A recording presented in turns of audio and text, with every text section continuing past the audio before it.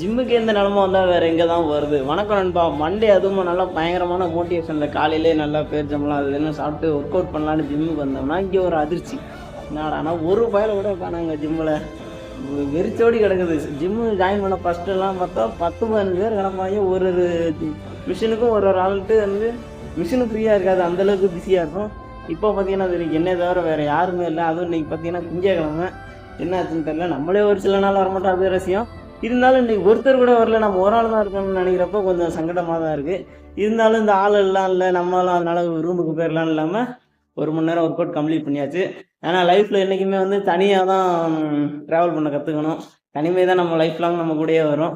அவங்க இல்லை இவங்க இல்லை அப்படின்னு இதை விட்டுறாமல் யார் இல்லைனாலும் வந்து தனியாக வாழ பழகுங்க. தனியாக படத்துக்கு போகிறது, தனியாக ட்ராவல் பண்ணுறது, இந்த மாதிரி பல விஷயங்கள் தனிமையிலே செய்ய பழகுங்க.